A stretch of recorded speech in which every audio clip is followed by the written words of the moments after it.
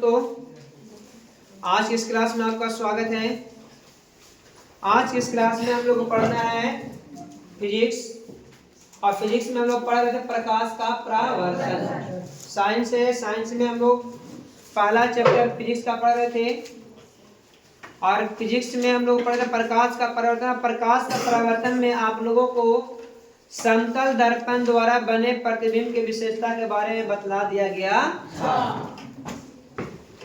तो मेरे प्यारे बच्चों, आज की इस क्लास में समतल दर्पण का उपयोग पढ़ना था, लेकिन कल वाला कुछ जो है पॉइंट्स को रिवीजन कर देते हैं। ध्यान दीजिएगा। समतल दर्पण में प्रतिबिंब की विशेषता बता दें, जिसमें बताया था आप लोगों को समतल दर्पण में प्रतिबिंब काल्पनिक बनता है, सीधा बनता है, वस्तु के बराबर बनता है, वस्तु की दूरी और प्रतिबिंब की दूरी दोनों बराबर होता है, पार्श्विक रूप से उल्टा होता है। ये बता दीजिए, पार्श्विक रूप से क्या होता है? उल्टा होता है। और यदि कोई वस्तु दर्पण की ओर u वेग से दौड़ता है तो प्रतिबिंब 2u वेग से दौड़ता हुआ प्रतीत होता है। बताए थे? Yes sir. ये बताए थे ना जी? Yes sir. कोई डाउट है क्या? और उसके बाद बताए थे कि यदि दो समतल दर्पण के बीच में प्रतिबिंबों की संख्या कैसे ज्ञात किया जाता है, तो आप लोग बताए थे कि जब दो समतल दर्पण के बीच में प्रतिबिंबों की संख्या कोई आपसे पूछे तो डायरेक्ट बताइए 360 बटा थीटा। थीटा क्या है? दोनों दर्पणों के बीच का बना हुआ कोण। दोनों दर्पणों के बीच बना हुआ कोण को हम लोग थीटा बोलेंगे। तो जितना डिग्री पर हम लोग मिरर को रखेंगे उसी के हिसाब से प्रतिबिंब बनेगा। और प्रतिबिंब हमेशा विषम संख्या के रूप में होती है, सम संख्या के रूप में नहीं। प्रतिबिंब 2 को नहीं बन सकता, प्रतिबिंब 4 को नहीं बन सकता, प्रतिबिंब 6 को नहीं बन सकता, प्रतिबिंब 8 को नहीं बन सकता है, प्रतिबिंब 10 को नहीं। विषम संख्या के रूप में नहीं होगा संख्या उसकी, सॉरी सम संख्या के रूप में, हमेशा विषम के रूप में होगा। हमेशा प्रतिबिंब 1 को हो सकता है, 3 को हो सकता है, 5 को हो सकता है, 7 को हो सकता है, 9 को हो सकता है, 11 को हो सकता है, 13 को हो सकता है, 99 को हो सकता है, 100 को नहीं होगा। लेकिन 100 को पूरा का पूरा नहीं होगा। तो मेरे प्यारे बच्चों, इसका फॉर्मूला दिए थे कि 360 बटा थीटा। यदि विषम आ जाए तो ठीक है, और विषम ना आता है 360 बटा थीटा करने से विषम ना आता है तो -1 कर दिया जाता है ना। यानी अगर सम आएगा तो उसको विषम के रूप में दिखाना है। किसके रूप में? विषम। अब यहाँ पर क्वेश्चन ये भी होता सर पॉइंट में आएगा तब कुछ दिखाएंगे जी सर। तो मान लिया 3.5 आएगा तो खाली 3 दिखाना है। क्या दिखाना है? 3। पॉइंट में संख्या बनेगा? नहीं सर। पॉइंट में प्रतिबिंब बनेगा जी? 1.5 को प्रतिबिंब बन रहा है, 2.5 को प्रतिबिंब, ऐसे बोलेंगे? 2.25 को प्रतिबिंब बन रहा है। प्रतिबिंब बनेगा तो 3 को बनेगा, 1 को बनेगा, 5 को बनेगा, इन्हें पूर्ण संख्या के रूप में बनेगा, है ना बाबू? तो उसमें से पॉइंट को हटा दिया जाता। तो यहाँ तक हम लोग कल बना लिए थे, बता दिए थे। अच्छा, कल ये भी आप लोगों को बताया गया था कि समतल दर्पण को अगर हम लोग आपतित किरण को नियत रखते हुए, यानी आपतित किरण को स्थिर रखना है, और यदि समतल दर्पण को थीटा डिग्री पर घुमाते हैं, कितना डिग्री पर? थीटा डिग्री पर, तो परावर्तित किरण 2θ डिग्री पर घूम जाता है, मतलब दुगना एंगल से घूमता है। कितना एंगल से? दुगना। इस बात को कल संडे को प्रैक्टिकल किया जाएगा। कल भी बताया था ऐसे ना, ऐसे संडे को प्रैक्टिकल किया जाएगा आप लोगों को। उसके बाद मेरे प्यारे बच्चों, संडे को ये भी प्रैक्टिकल करेंगे हम लोग कि प्रकाश 7 रंगों का मिश्रण होता है। सूर्य का प्रकाश में 7 गो रंग आप लोगों को दिखलाया जाएगा। सूर्य के प्रकाश में कितना रंग दिखाएंगे? 7 रंग आप लोगों को हम दिखाएंगे, और दिखने में मजा भी आएगा आप लोगों को। अब कैसे दिखाएंगे ये हम पर छोड़ दीजिए आप लोग ना, लेकिन 7 रंग आप लोगों को हम दिखाएंगे। ठीक है?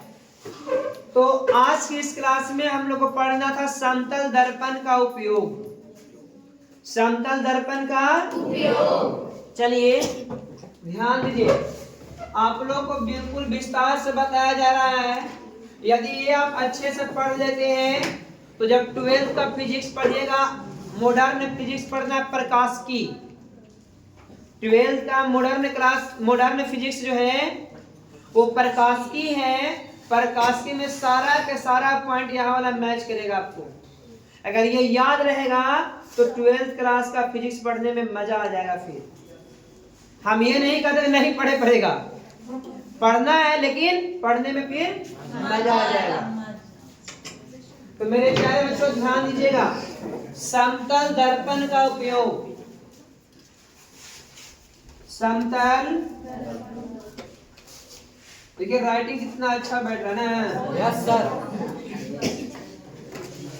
मूड ठीक है का? समतल दर्पण का उपयोग ना, तो देखिए आपका हैंडराइटिंग अच्छा रहेगा तभी जाके बोर्ड में अच्छा मार्क्स ला सकते हैं आप, है ना।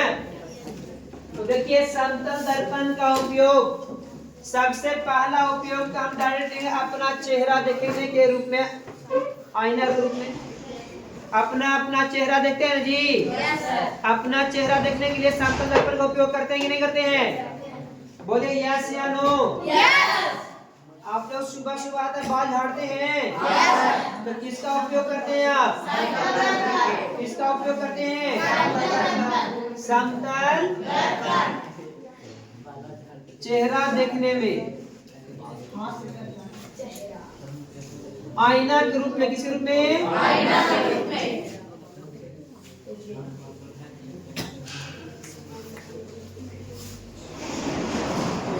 जी आईना के रूप में हम लोग उपयोग करते हैं कि नहीं करते हैं? करते हैं। उसके बाद पेरिस्कोप में किया जाता है। किसमें? पेरिस्कोप। अब पेरिस्कोप क्या होता है तो हम बता देंगे ना। नहीं, पेरिस्कोप जो होता है वो हम लोगों के जो जवान होते हैं ना, योद्धाभास, युद्ध में इसका उपयोग किया जाता है। किस में? पेरिस्कोप का उपयोग युद्ध में किया जाता है, समुद्र में किया जाता है, या गड्ढा में छिपे हुए जवान होते हैं ना, तो दुश्मन को देख करके जान से मार देते हैं। अब देखिए कैसे हम बता रहे हैं। पेरिस्कोप जो होता है देखिए ऐसे होता है, यहां से गया ऐसे,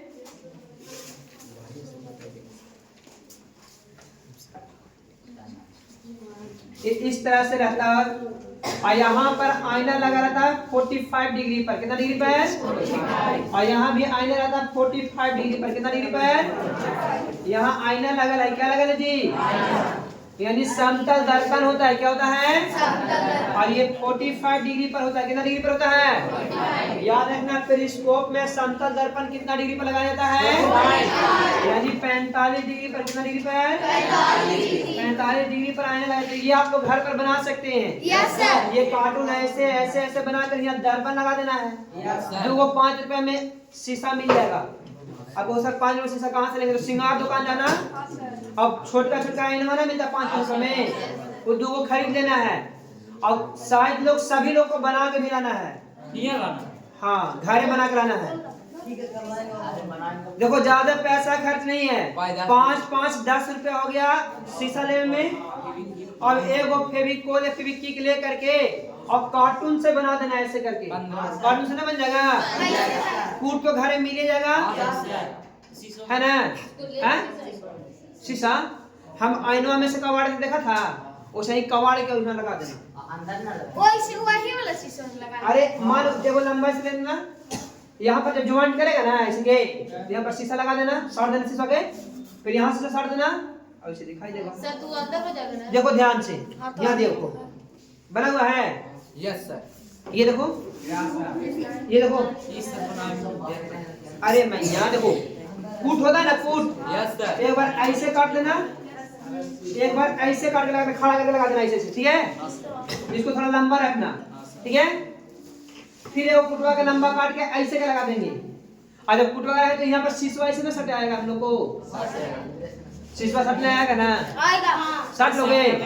फिर लंबा कैसे खड़ा कर देना इधर, इधर खड़ा हो गया, एक लंबा ऐसे खड़ा किए, एक लंबा ऐसे खड़ा किए, फिर एक ऐसे किए, फिर ऐसे किए, क्लियर ना। और नीचे से भी पूरा में दे देना है। देखो अब उसके बाद ऐसे भी खड़ा करेंगे, फिर इसको नीचे लाएंगे, अब फिर ऐसे खड़ा करेंगे और यहाँ पर दर्पण लगा देंगे, यहाँ पर क्या लगा देंगे। तो अब देखो, देखना ध्यान से, यहाँ पर गोल भी रहेगा तो कोई दिक्कत नहीं है, ध्यान दो। यही बन गया पेरिस्कोप। क्या बन गया? पेरिस्कोप। अब देखो यहाँ वाला वस्तु कोई भी चीज है, यहाँ कोई भी चीज है तो इस वस्तु का प्रतिबिंब आप आंख लगा के यहाँ देख सकते हैं। Yes periscope. समझ में आया? इसके सामने से यहाँ वाला वस्तु को देख पेजेगा नीचे से। तो जब आर्मी लोग जो होते हैं ना, जो जवान होते हैं, उनको वो क्या करते हैं, गड्ढा में छिपे रहते हैं, इतना दूर से पूरा गड्ढा रहता है, ठीक है, और गड्ढा में छिपल रहेंगे। समझ में आ रहा ना तुम लोगों को? समझ में आ रहा ना? हाँ सर। अब वो निकाल के यहाँ से ऐसे जो है ऐसे बैठा रहता है, ऐसे बैठा रहता है नीचे से, ठीक है। और वहां से क्या करेंगे कि पेरिस्कोप में ऐसे देखें कोई आ तो नहीं रहा है, समझ में आ रहा ना? तो यहाँ से देखने के बाद यहाँ से जो चल के आता है ना, इधर चल के आता तो यहाँ दिखाई देता है। बंदूक का नाल जो यहाँ लगाएंगे और ठक ठक दे देंगे उसको, यहाँ से देख करके, तो उनको मदद मिलेगा कि नहीं मिलेगा? मिलेगा ना? समझ में आ गया बात ना? यही पेरिस्कोप है। क्या है? पेरिस्कोप। समझ में आ गया? एक होता है पेरिस्कोप में, इसमें प्रयोग किया जाता है पेरिस्कोप में। एक और पॉइंट है, बताते हैं आपको, बहुदर्शी देखें आप लोग। अरे मतलब इसको ये अभी तो बराबर दूरी पर लगा दो, 45 ऑटोमेटिक हो जाएगा। 90 पर है ना जी, तो बराबर रहे तो 45 ना हो जाएगा। यहाँ भी 45 हो, 90 खड़ा है तो 90 पर ना हो गया। आधा इधर आधा इधर लगा तो ऑटोमेटिक 45 पर झुक जाएगा वो। समझ में आ गया? नहीं आ रहा समझ में? जाओ शीशा लेकर आओ। वही वाला शीशा से हो जाएगा सर। हाँ आइए तो यहाँ पर खिड़की पे देखिए, करना कुछ नहीं है, आप लोग चाहिएगा तो बना लीजिएगा। तीनों लेकर आना बाबू, ठीक है।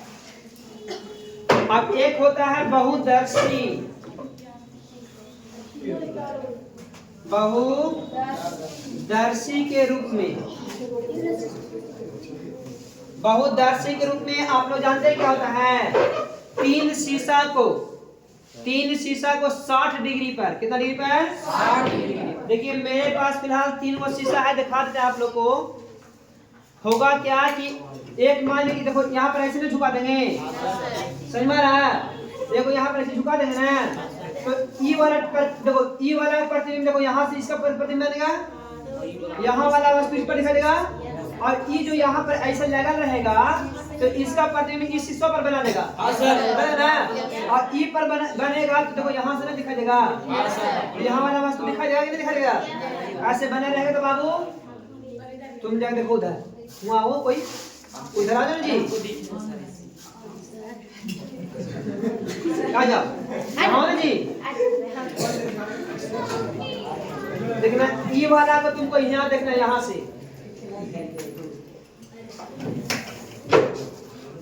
देखो ई वाला शीशा में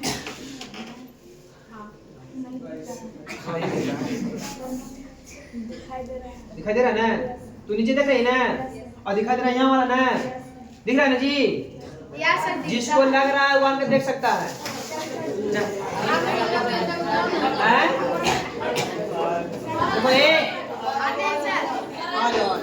रुक जाओ, आने दो।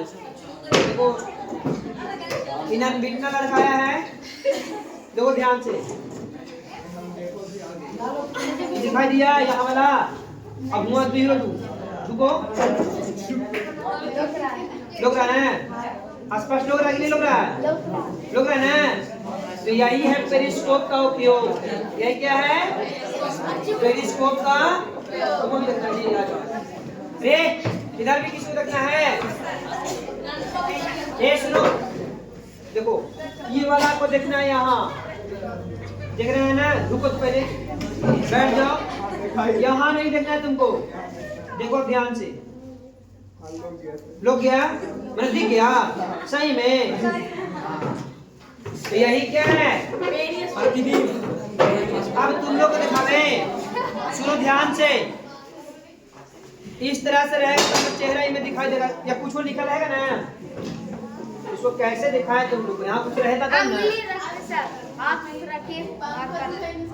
पंखा ऐसे प्रकाश को रिटर्न करके दिखा। अच्छा कल बना के लाएंगे ना तो उसमें आप लोग को दिखलाया जाएगा, ठीक है।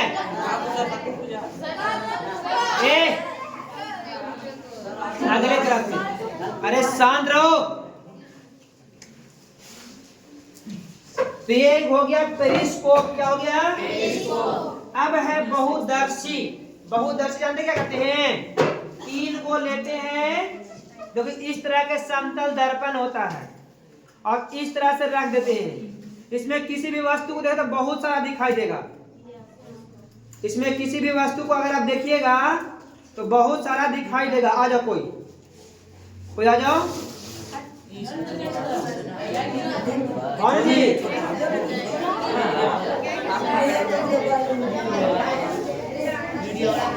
अरे कोई और जी, देखो इसमें ढेर सारा दिखाई दे रहे हैं हम, हैं? बहुत सारे दिखाई दे रहे हैं ना,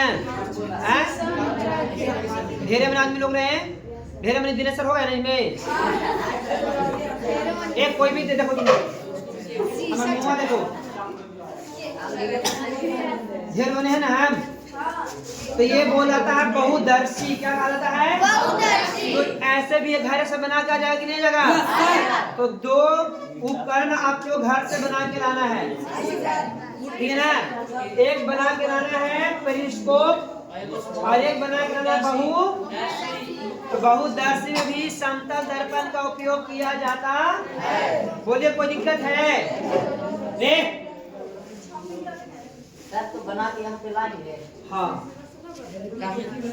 सुनिए ध्यान से। अब तो ये सब लिखना भी है, ठीक है। अब देखिए ध्यान से, और उसका उपयोग कहाँ कर सकते हैं आप लोग? 1 मिनट। बहुदर्शी देखो सूक्ष्म, क्या ये पेरिस्कोप में आईना जो होता है 45 डिग्री पर होता है और बहुदर्शी में 60 डिग्री पर होता है। कितना डिग्री पर? कितना डिग्री पर? 60 डिग्री पर रखना है। कितना डिग्री? 60 माने 60 होता है, याद रहेगा ना। ये बना के लाना आप लोग को घर से। अच्छा आईना का उपयोग और कहाँ करें? समतल दर्पण का उपयोग और बताइए। सौर भट्ठी में भी होता है क्या?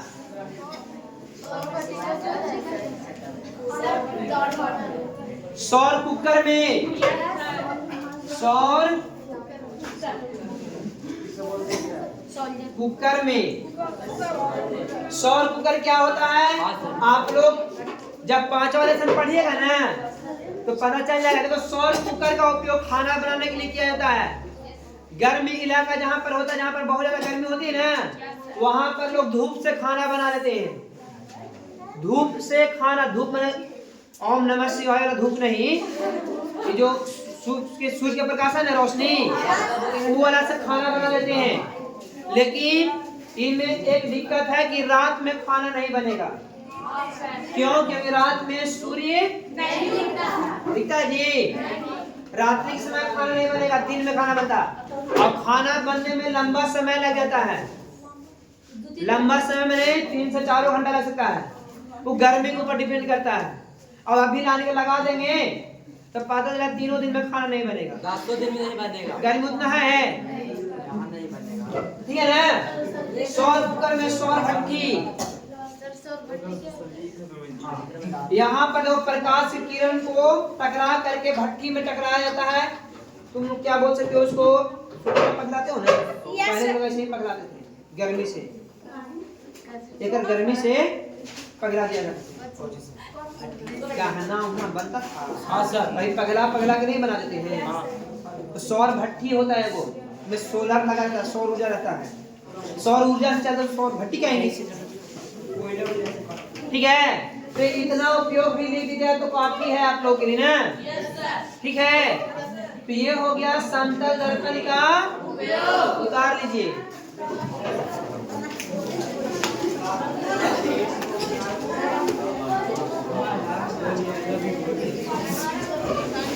बहुरूपदर्शी बोलते हैं तो ये बहुरूपदर्शी बहुरूप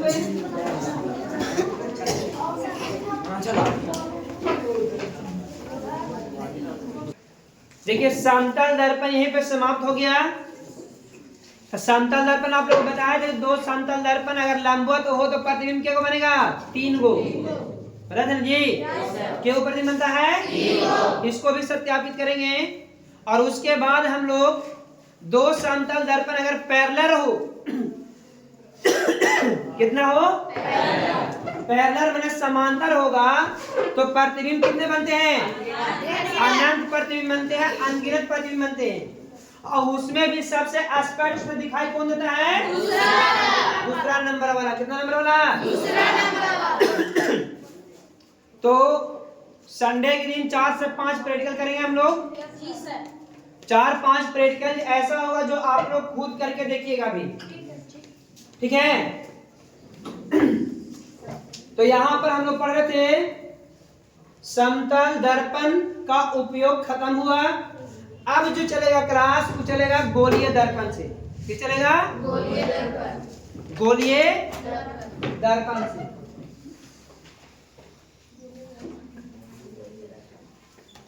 गोलीय दर्पण आप लोग का लिखा है ना परिभाषा ना? ये लिखा थे वैसा दर्पण जिसका परावर्तक सतह किसी खोखले गोले का एक भाग होता है। खोखले गोले क्या होता है? उसे क्या कहते हैं? गोलीय गोलीय क्लियर है? तो गोलीय दर्पण समझ में आ गया था आप लोगों को? देखिए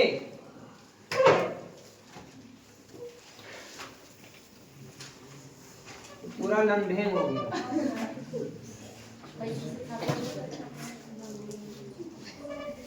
मान लीजिए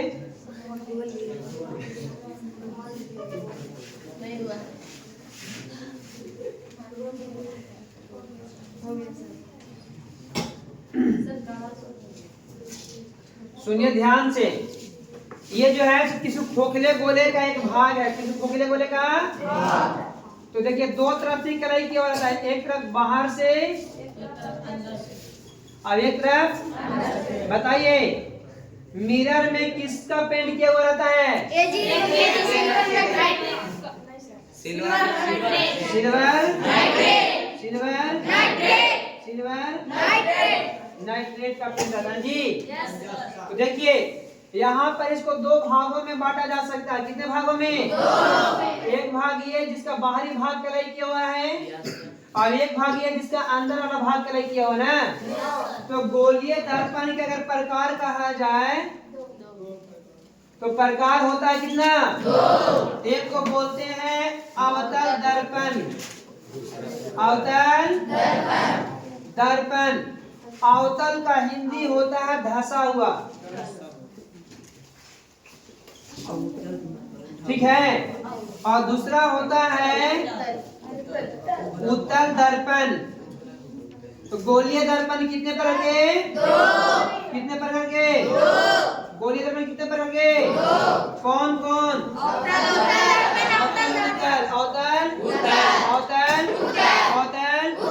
गोलीय दर्पण कितने प्रकार के?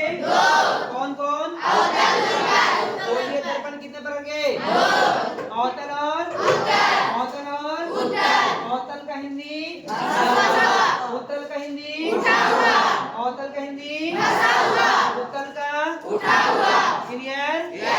अब देखिए यहाँ पर डिफिनेशन कैसे होगा। तो देखिए अगर ये वाला ऐसे दर्पण है जिसका बाहरी भाग का लेके हुआ जी, तो ये वाला सतह को परावर्तक बोलते हैं। क्या बोलते हैं? परावर्तक सतह है। और ये वाला रजतित सतह, रजतित सतह होता है। रजतित मैंने पेंट किया हुआ सतह पीछे वाला है और इसका आगे वाला जो कोची है परावर्तक सतह है। तो परावर्तक सतह धासल रहेगा जी। परावर्तक सतह कैसा है? तो देखिए अवतल दर्पण का डिफिनेशन क्या लिखेंगे? ओ सॉरी, अवतल ना जी,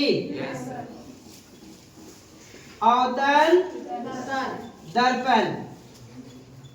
बताइए क्या डिफिनेशन दे सकते हैं? वैसा गोलीय दर्पण जिसका परावर्तक सतह धंसा हुआ है। हाँ जी, या वैसा दर्पण जिसका परावर्तक सतह धंसा हुआ है, सभी बोल सकते हैं ना। वैसा गोलीय दर्पण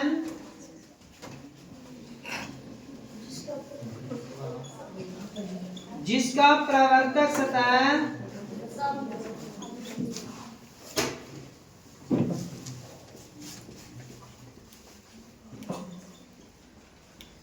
धंसा हुआ हो, वैसा गोलीय दर्पण जिसका परावर्तक धंसा हुआ हो, उसे क्या बोलेंगे?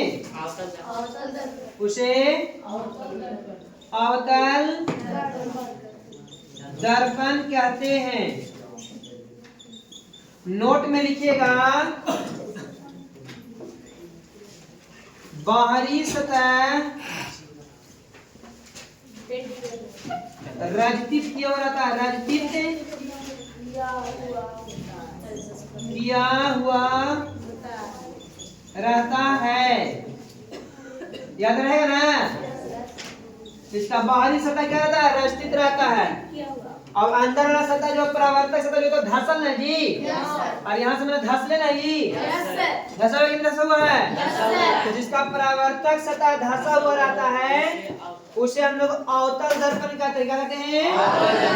वैसा गोलीय दर्पण जिसका परावर्तक सतह धसा हुआ है उसे अवतल दर्पण। वैसा गोलीय दर्पण जिसका परावर्तक सतह धसा हुआ है उसे अवतल दर्पण। जिस दर्पण का परावर्तक सतह धसा हुआ रहेगा उसको क्या बोलेंगे? अवतल दर्पण। क्या बोलेंगे? अवतल दर्पण। अवतल दर्पण। अवतल दर्पण का परावर्तक सतह कैसा होता है? अवतल दर्पण का परावर्तक सतह कैसा होता है? कैसा होता है? कैसा होता है? क्लियर है? तो वैसा गोलीय दर्पण जिसका परावर्तक सतह धंसा उसको क्या बोलेंगे? अवतल दर्पण की बाहरी सतह क्या रहता है? अवतल दर्पण की बाहरी सतह, अवतल दर्पण की बाहरी सतह। बोलिए, कोई डाउट? अब पढ़ना है उसके बाद उत्तल दर्पण। क्या पढ़ेंगे? उत्तल दर्पण। उत्तल दर्पण मेरे प्यारे बच्चों, तो यहाँ बोलेंगे वैसा गोलीय दर्पण। देखिए उत्तल दर्पण, देखिए यहाँ पर समझ लीजिए बात को। ये वाला जो है देखो, ये रजतित ना जी, रजतित है, और ये वाला कोची है? परावर्तक सतह है। तो अब अगर हम ऐसे कर दे, ऐसे के तो ये उठल ना होगा जी, ये उठ गया। तो जिस गोलीय दर्पण का, वैसा गोलीय दर्पण का परावर्तक सतह उठा हुआ हो, क्या हो? उठा हुआ। तो क्या बोलेंगे? बोलेंगे वैसा गोलीय दर्पण जिसका परावर्तक सतह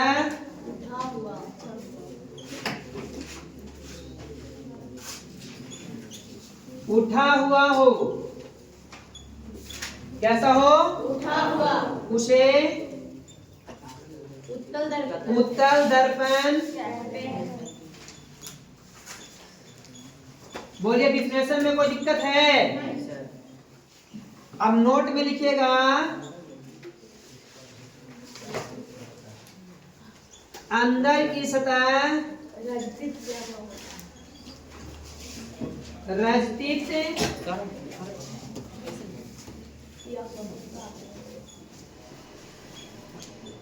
किया हुआ